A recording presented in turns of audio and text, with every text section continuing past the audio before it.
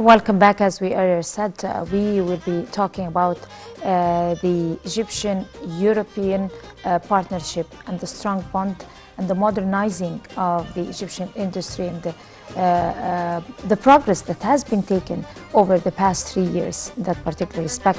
Very delighted to be having with us Engineer Mustafa Wali. He's member of the Egyptian-European Council, the founder of the Egyptian-European Council, and also former CEO of the Federation of Egyptian Industries. Good morning, Engineer Wali. Let's first, happy Ramadan first to you. Thank you. And, happy Ramadan for all. Thank you so much. Let's shed the light on the ties between the Egyptian and the European Union.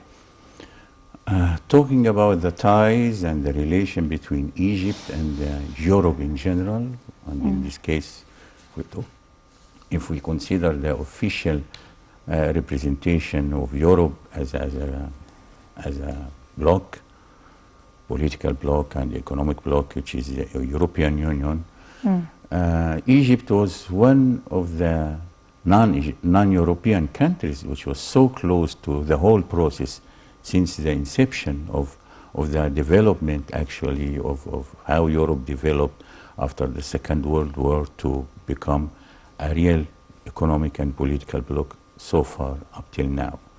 So it's historic relation generally, and always it worked for the benefit of both parties, especially lately when things developed when it comes to actual cooperation and for real projects on the ground, and the sincerity of both parties, representative of both parties, to implement all the agreements and the bilateral relations on bilateral level and even on EU level. That's the situation so far. We also have been monitoring the modernizing of Egyptian industries that have witnessed a great progress, and it's significant to every foreign investor who have set feet lately in Egypt. You know, modernization of Egyptian industries, this is a pure Egyptian initiative and pure Egyptian How did it happen? ambition. But when it comes to the relation between, the relation of the issue with the European Union, it came up out of one of the cornerstones of the Euro partnership, or Egyptian-Euro partnership, and this agreement, fantastic agreement, which entails all aspects of cooperation. So industry in this case was given specific situation and specific care, where the expertise and the facilities of the European Union to help the industry materialize in having even what we call, and it's working now for over 20 years, more than 20 years, the Modernization Center, Industrial Modernization Center, IMC, that's its abbreviation. And I always remember with pride and with humble that I participated in having this physical entity to bring it even to the building where the industry is there, which is the Federation of Egyptian Industries, when I was taking care of when I was the general manager of the Federation, because it contributed a lot over the years for most of the sectors of the Egyptian industries. There must have been some important treaties and agreements and between the two sides. Talk to us about the most important agreements that were taken that have really affected the arena and affected modernization of the Egyptian industry. Well, as I mentioned, when we talk at the Egyptian industries, it was just an important block of the whole structure of the cooperation. But the cooperation and the partnership, the term partnership, and even it was very important, very big treaty, the general one, the partnership, it has to be ratified by even the Egyptian House Assembly. And it was done, and it worked. And even since the European Union turned to have a unified currency, the euro, and before it we were there, I mean Egypt was there, and then when it was implemented, so we are for one of the very first few non-European countries in this cooperation, full cooperation with the European Union. So it means that it's not only the industry, it's not only some political issues or social issues, but it covered most of the activities, when it comes to social and even economic. Right. Also, the wallet of direct investments for the European Union, Egypt, which is the biggest in Africa. Yeah. That was one of the milestones also. Yeah, yes. Look at the specific situation, position of Egypt in Africa. It implies and it reflects its importance for all kind of cooperation in general and dealing with any other party. So it applied also for our relation with the European Union, taking into consideration our specific and unique geographical positioning concerning the north of Africa. We are in the north, and so we have our access to the south and both west and east. So this was actually some experts in the European Union in many fields were aware of the importance of this, and it worked well. Of course, there are ups and downs for any relation and such things, but generally it was in the positive side. So when we come to this, the total investment, if we talk figures, well, still we can have much more than this, and we are working on it. Of course, let's consider this COVID situation, which will not last, inshallah, it will be soon over. Then the resumption of the most important contribution to the whole process of cooperation, which is, of course, economic cooperation. It will be reviewed and it will be having a new boost. That's most of the economists are thinking that it will. Of course, it's now there is a deflection and a retardation in the many positive figures as before this COVID. It will be resumed, and then there will be another push for economy. So let's hope that we can catch together with Europe, especially after a lot of things have been shown the importance of Egypt's location, at least the geographical one, and when it comes to the access to a lot of things. If we talk about investment, and investment always will be evident when it comes to industry and agriculture mainly, and then it will be reflected in cooperation in other fronts. But after Egypt have witnessed, became very clear to the whole world that there have been an exceptional, significant boom in infrastructural projects and all that, and the establishment of the new capital, the administrative capital, and all these very promising, very attractive steps that has been taken by the Egyptian administration. How far have that affected foreign European investment in Egypt, or going to affect rather after COVID? There is a specific field which everybody have seen it. I mean, we see its results. Let's talk about the energy. A lot of the energy projects. Also energy is really significant. Electricity and power plants and all this was European, from the European side, even on bilateral basis. But anyway, this shows you that the importance of having our access to cooperation with very big names in the field of generation of power generation, electricity, and also the clean energy, which is the solar energy. Also, it's a very big project, which mainly is European one, in Aswan, Bimban, very big project, and many things like that. But the infrastructure, actually, over the years, especially in the last few years, there's tremendous boost, and everybody is witnessing this and admired by it. Even I meet some people. Of course, I'm a member of the Egyptian European Council. We have meetings with the ambassadors of the European Union and the ambassador of the European Union himself. even those who are changing, they change every few years. And they actually are showing their admiration for the real progress on the ground, which is felt, of course. You are talking construction, you are talking, even the institutions who is taking care of such projects, let's say construction. We have the European Bank for Reconstruction, and we have the European Bank for Investment, and they are doing well, actually, and they are very happy with the progress in Egypt. These are institutions that they deal with the real life, and they deal with the real people for the real projects, and they are always on the positive side. Compared to the current situation in the whole of Europe and worldwide, with the pandemic and everything, and the third strain and the expectations, and hopefully it will all come to a very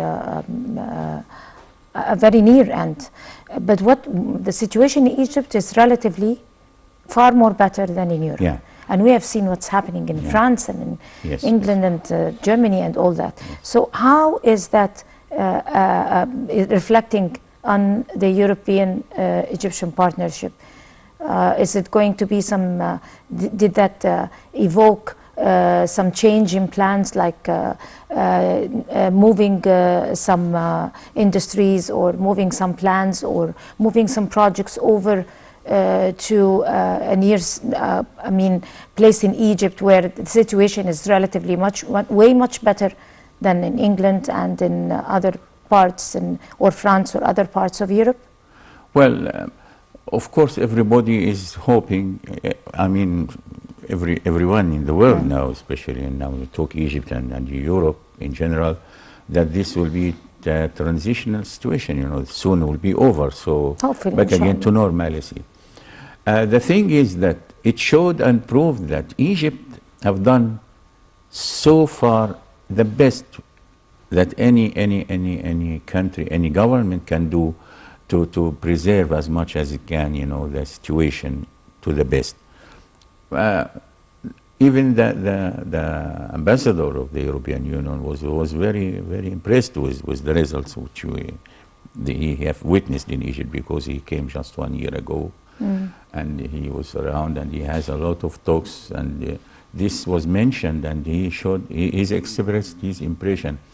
And not only him, if you talk generally, keep your finger crossed, let's hope that soon this will be eliminated even, and then we pass through it. But so far we did our best as a government to have the best situation we can handle of this. So you are right when it comes for comparison.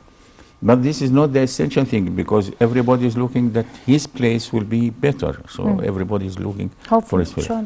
But in general, a lot of good ideas and real facts from it came up from the experience of this COVID pandemic duration, which, as you say, hopefully will end soon, shows that the resilience of the Egyptian people was there. So the resilience was evident also. Yes, of course. Yes.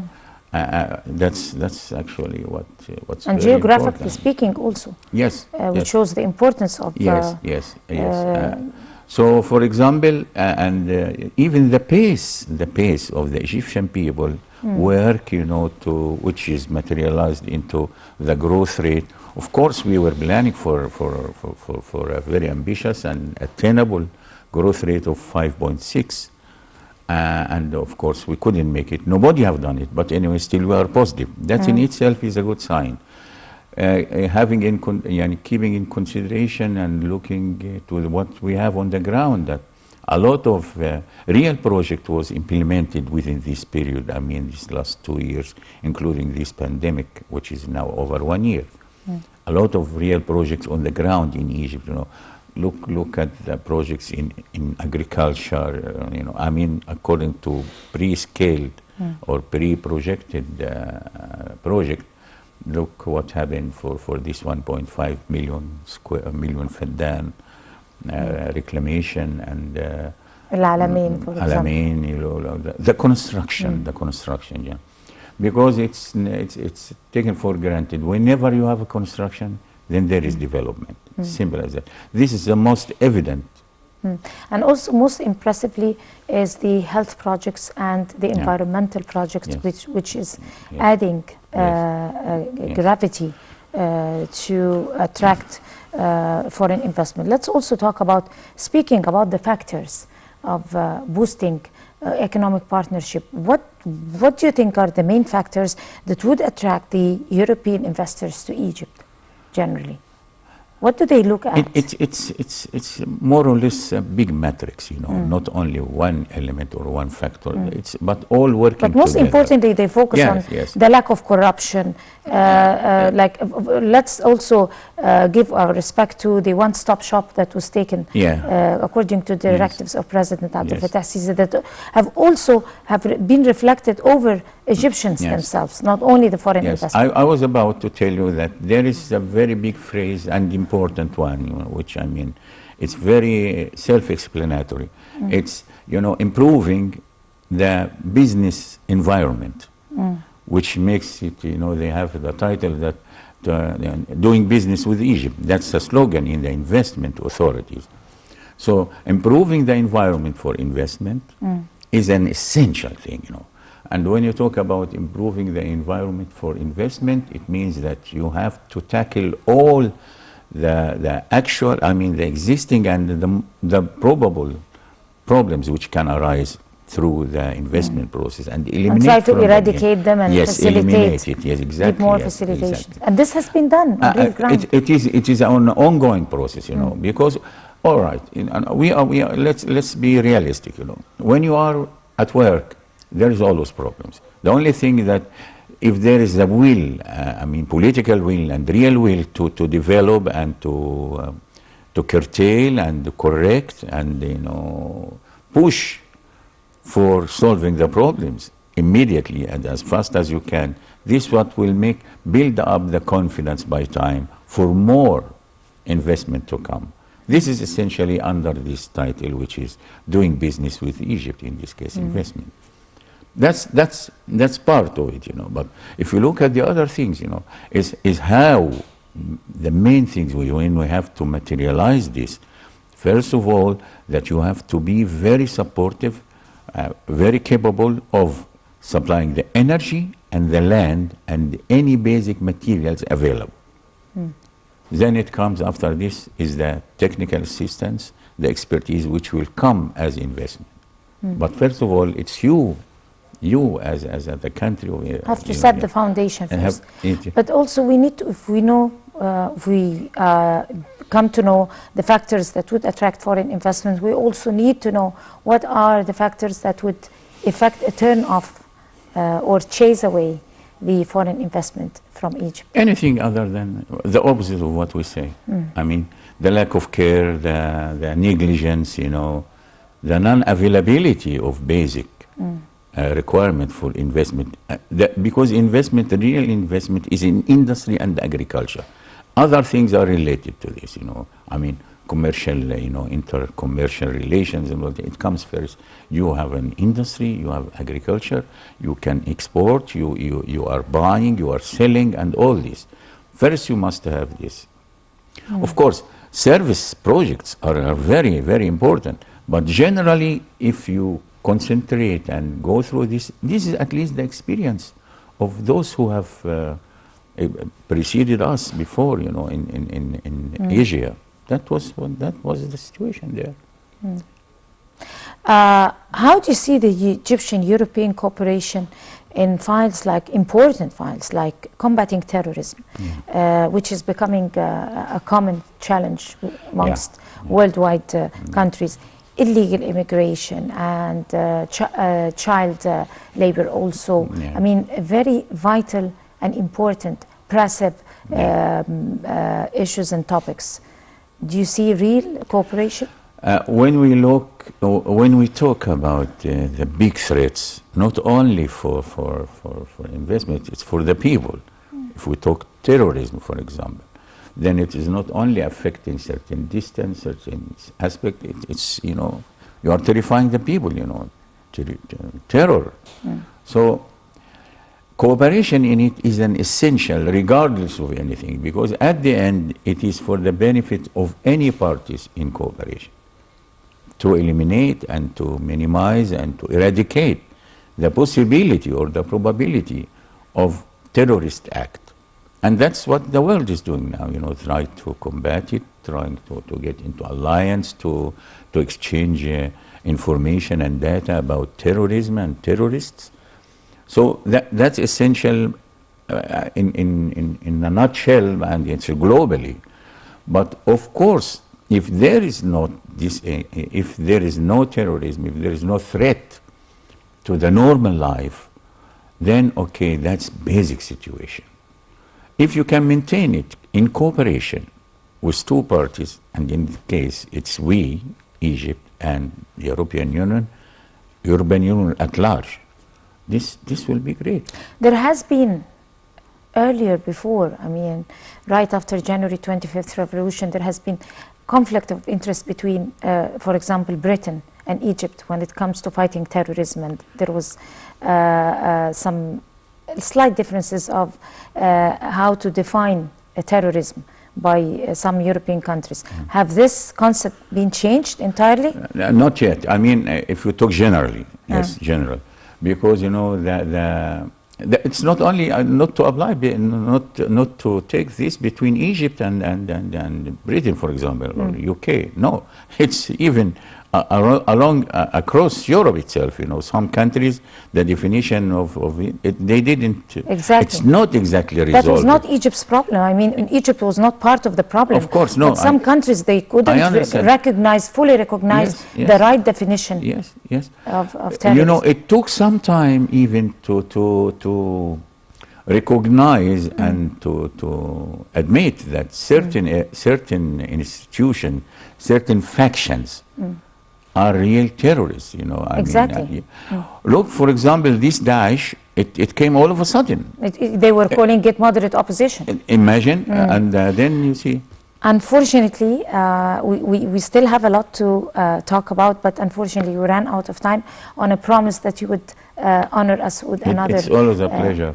Thank you. It's our pleasure. Thank you so much, Engineer Mustafa Wali. You are a member of the Egyptian European Council. You're also former CEO of Federation for Egyptian Industries. Thank you so much. And you have a beautiful day.